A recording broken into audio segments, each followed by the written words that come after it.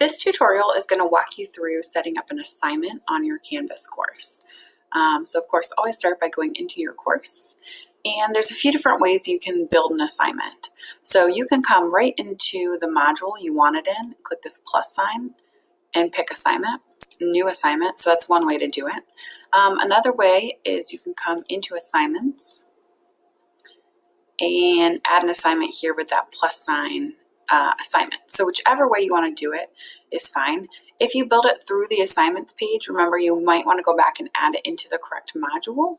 And if you build it directly in the module, it will already be there. So we're going to do it just from this page, and then I'll remind you how to add it to the module when we're done. So you'll start by naming your assignment. So maybe this is the Chapter 3 summary. The text box is where you're going to provide your instructions. So I'm going to say, write a 2 to 3 page summary of Chapter 3 and answer the reflection, the questions.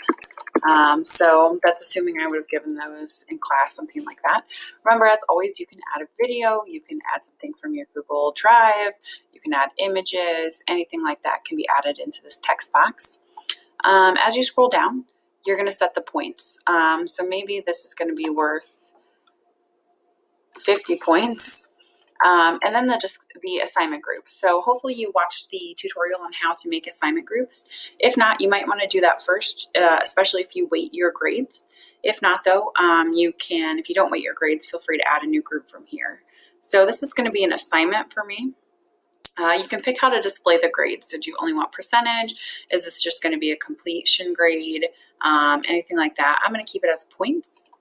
You can also set it not to count towards the final grade. So maybe the summary is not something that I want to actually impact their overall final grade. I can click that. If I want it to, I'll leave it unchecked. Submission type. So you have all different kinds of submissions here. So no submission if it's just something you want the students to look at. On paper means they'll hand it into you, so you won't have anything in here. Online or external tool. So external tool is where you would say like, okay, I want them to submit me something from a website, something like that. Versus online is where you will have a text entry. You could have a file upload. So if you want something from their Google Drive, something like that. So I'm going to allow them to type in a text box or upload a file. That's totally up to you. Group assignment. So this is pretty cool. So if you want this to be individual, leave it unchecked.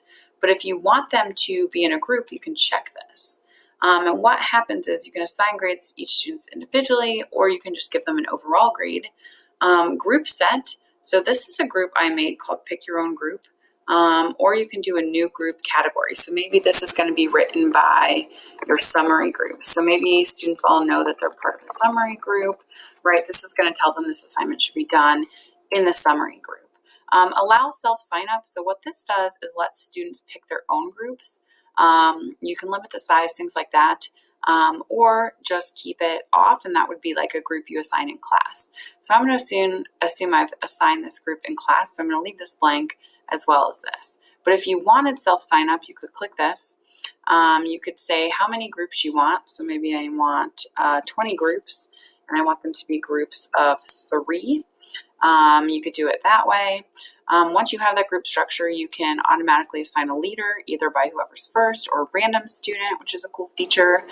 So there's a lot of different things that you can do within this where it's going to make groups for you, which is really nice. So if you want a random group, you don't have to worry about doing the randomization.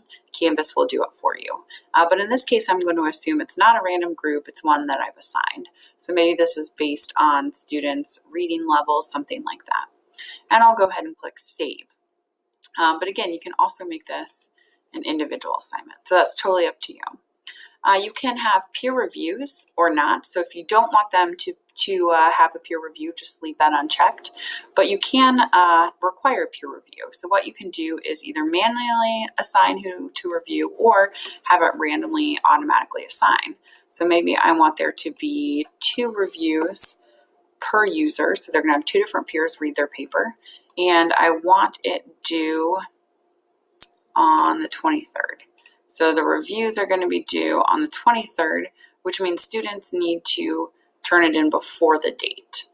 Allow intergroup peer review. So if you set it as a group, that's going to let people within the same group edit. I'm not going to turn that on because I would want different groups to edit.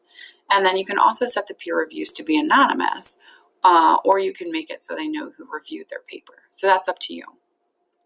Another interesting feature here is to turn on anonymous instructor annotations.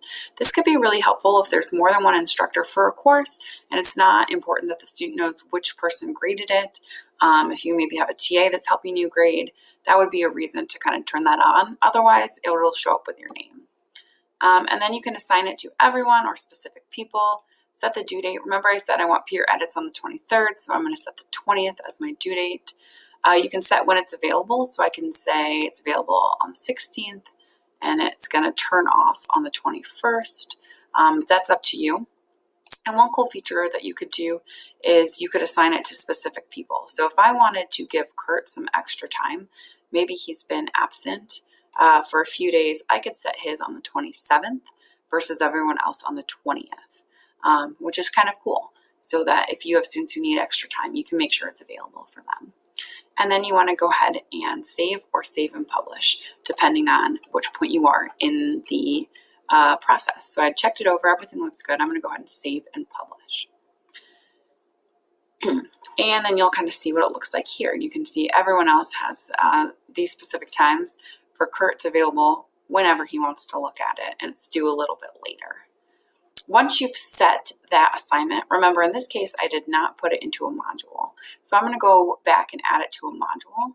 So I'm going to add it to my intro to cells. So when I go to assignment, I will now see the chapter 3 summary, and I can go ahead and add that item right in. So that's what it's going to look like to add an assignment.